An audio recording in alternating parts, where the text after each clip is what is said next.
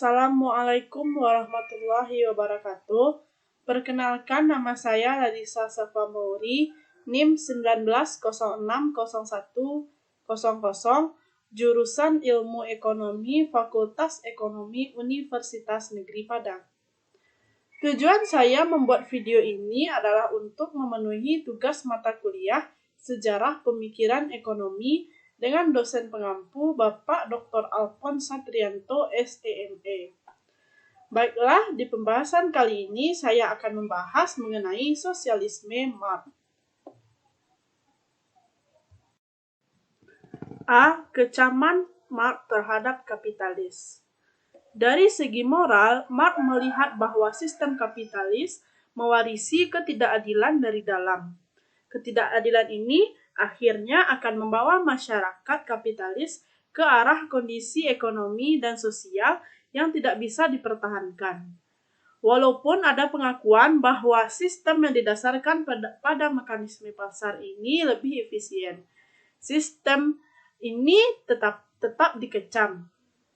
Hal itu karena sistem liberal tersebut tidak peduli tentang masalah kepincangan dan kesenjangan sosial. Dengan menerapkan sistem upah besi, kaum buruh dalam sistem perekonomian liberal tidak akan pernah mampu mengangkat derajatnya lebih tinggi karena sebagaimana diucapkan Marx, pasar bebas memang telah mentakdirkannya demikian. Untuk mengangkat harkat para buruh yang sangat menderita dalam sistem liberalis tersebut, Marx mengajak kaum buruh untuk bersatu. Sistem perekonomian liberal kapitalis harus digantikan dengan sistem lain yang lebih memperhatikan masalah pemerataan bagi semua untuk semua, yaitu sistem perekonomian sosialis komunis. Dari segi sosiologi, Marx melihat adanya sumber konflik antar kelas. Marx menganjurkan agar sistem liberal yang menyebabkan kaum buruh menderita tersebut harus diperbaiki, atau lebih tepat lagi diganti dengan sistem sosialis yang lebih berpihak pada golongan kaum buruh.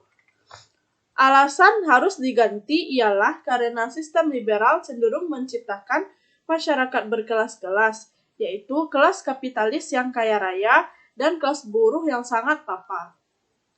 Obat satu-satunya yang dapat dilakukan dalam usaha menciptakan masyarakat tanpa kelas itu adalah dengan memperjuangkan sistem sosialis atau sistem komunis.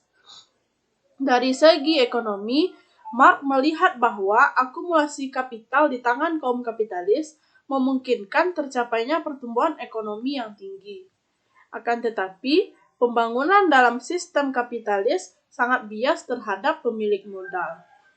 Menurut Marx, hanya atas dasar hubungan yang lebih manusiawi ini, pembangunan dapat berjalan lancar tanpa hambatan dan tanpa diterima oleh seluruh masyarakat. Menurut ramalan Marx, sistem kapitalis hancur bukan disebabkan oleh faktor-faktor lain, melainkan karena keberhasilannya sendiri. Sistem kapitalis dinilai Marx mewarisi daya self-destruction, suatu daya dari dalam yang akan membawa kehancuran bagi sistem perekonomian liberal. Yang kedua atau B yaitu teori pertentangan kelas. Menurut Marx, sejarah segala masyarakat yang ada hingga sekarang pada hakikatnya adalah sejarah pertentangan kelas.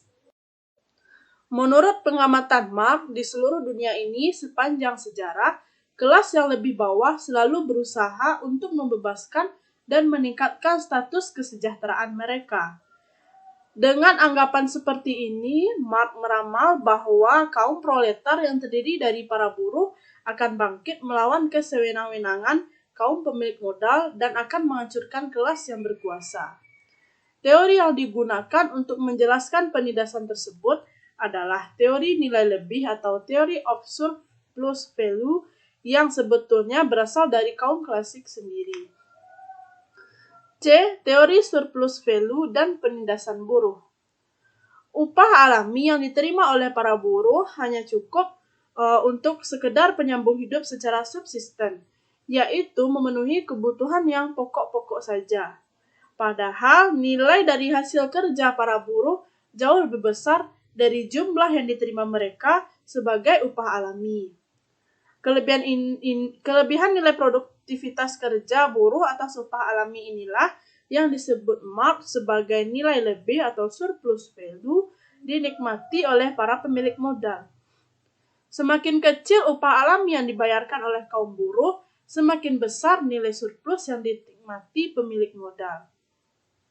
Menurut Marx, nilai atau harga sesungguhnya dari suatu komoditas ditentukan oleh labor yang dijewantahkan secara langsung maupun tidak langsung dalam komoditas, plus laba. Marx tidak membantah bahwa dalam jangka pendek, harga-harga komoditas ditentukan oleh kekuatan-kekuatan permintaan dan penawaran, sehingga harga yang terbentuk di pasar bisa berbeda dengan nilai labor yang terikut dalam komoditas yang bersangkutan. Bahkan dalam jangka panjang, Marx juga tahu bahwa harga-harga secara sistematis menjauh dari nilai labor. Secara umum, Marx percaya bahwa nilai suatu barang atau komoditas umumnya sepadan dengan input-input labor dan hanya labor langsung yang dapat menghasilkan laba. Menurut Marx, suatu komoditas atau C adalah penjumlahan biaya labor langsung atau V, biaya labor tidak langsung atau C, dan laba nilai surplus atau S. Atau dapat dirumuskan dengan C besar sama dengan C kecil plus V kecil plus S kecil. Modal tetap atau C merujuk pada pengeluaran untuk pabrik, mesin-mesin, dan peralatan, inventory, pengeluaran untuk material. Sementara itu, pada masa modern ini, modal tetap merujuk pada biaya-biaya produksi non-labor. Begitu juga dimaksudkan dengan biaya labor, yaitu biaya langsung adalah biaya-biaya upah.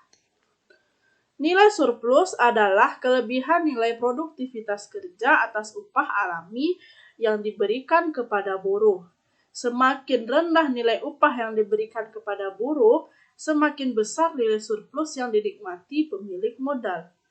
Tingkat surplus ini oleh Marx dalam Das Kapital dijadikan sebagai ukuran eksploitasi terhadap kaum buruh. Tingkat eksploitasi atau S tersebut bisa diukur dengan membandingkan nilai surplus dengan upah yang diberikan.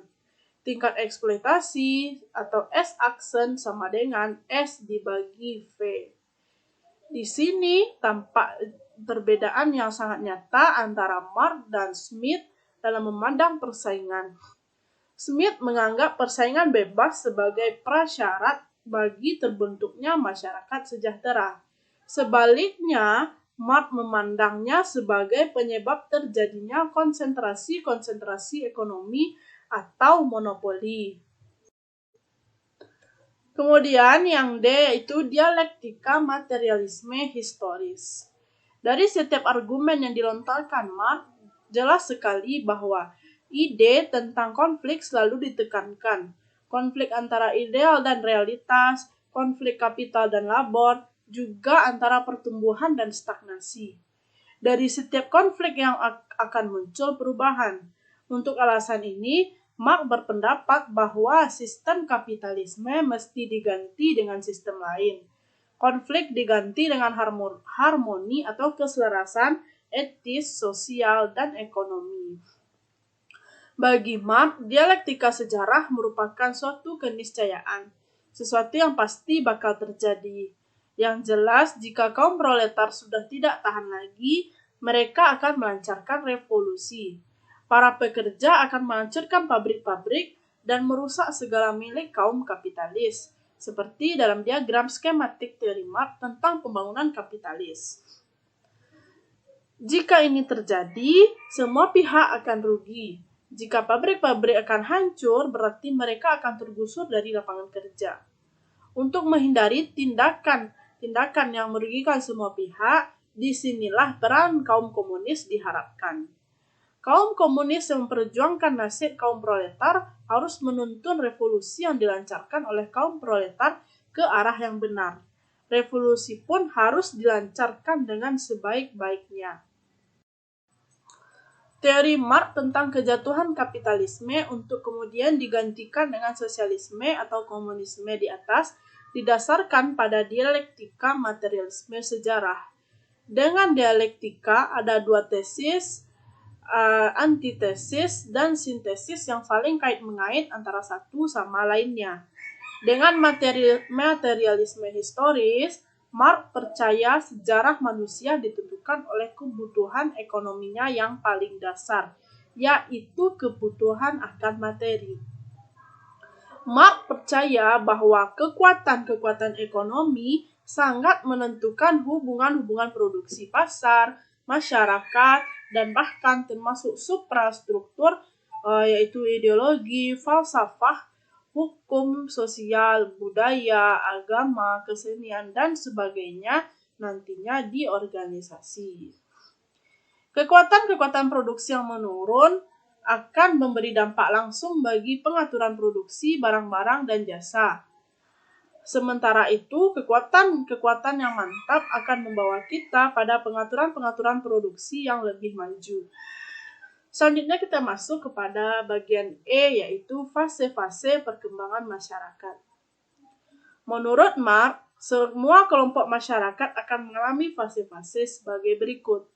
Yang pertama, komunisme primitif atau masih dianggap suku. Yang kedua, perbudakan. 3, feodalisme. 4, kapitalisme. 5, sosialisme. Dan yang keenam adalah komunisme.